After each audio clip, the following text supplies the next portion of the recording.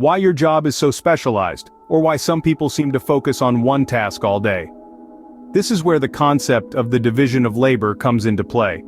Introduced by Adam Smith in his groundbreaking work, The Wealth of Nations, division of labor refers to the specialization of tasks within a production process. Smith posited that when workers specialize in specific tasks, their efficiency and productivity skyrocket. Think about it. If you spend your entire day honing one skill, you're likely to get pretty good at it, right? This not only benefits you, as you become more adept and likely more valuable in the labor market, but it also enhances the overall productivity of society. Greater productivity means more goods and services are produced, which in turn contributes to the wealth of a nation. So next time you wonder why you're not a jack of all trades, remember that the division of labor is actually a key source of a nation's wealth. In our daily lives, we're often guided by our own interests, but how does this affect society as a whole?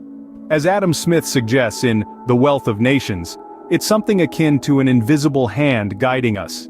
This invisible hand is not a physical entity, but a metaphor for the unseen forces that move the free market economy. When we, as individuals or businesses, pursue our own self-interest, our actions inadvertently contribute to the greater good. This might sound counterintuitive, but let's think about it. A business owner wants to make a profit. To do so, they need to offer goods or services that people want and need. So they invest in quality, innovation, and customer satisfaction. This pursuit of profit results in products and services that improve our lives and stimulate economic growth. So the invisible hand isn't really a mystical force. It's the cumulative effect of everyone pursuing their own goals, leading to a free and productive society. Is it better for the government to interfere in the economy, or should it take a hands-off approach? This question takes us to the heart of Adam Smith's economic philosophy. Smith, a staunch advocate for free markets, believed in minimal government intervention. He argued that markets, left to their own devices, would naturally regulate themselves through competition and self-interest. This brings us to the relationship between labor and capital. Smith held that both should be rewarded in proportion to their contributions. Labor, in Smith's view, was a valuable asset that, when combined with capital, could drive economic productivity and growth. He suggested that competition in the labor market would naturally lead to just wages, thus ensuring a fair distribution of wealth. In essence, Smith envisioned an economic system where free markets governed by the principles of competition and self-interest would ensure fair compensation for labor and capital. So, according to Smith, the key to a thriving economy is a free market, where labor and capital are rewarded fairly. What's the difference between your yearly income and your accumulated wealth?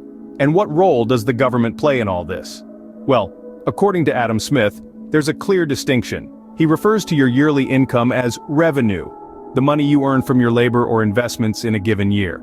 On the other hand, wealth is the accumulation of these revenues over time, your assets, and resources. Increasing a nation's wealth is not a simple task. It requires boosting production, encouraging savings, and promoting investment. It's like a well-tuned orchestra, with every instrument playing its part to create a harmonious melody. But who conducts this orchestra? Adam Smith, while a champion of the free market, assigns specific roles to the government. These include maintaining justice, providing public goods, and protecting the nation. So, while Smith advocates for a free market, he recognizes that the government has a role in maintaining justice, providing public goods, and protecting the nation. All these factors work together to increase a nation's wealth and the well-being of its people.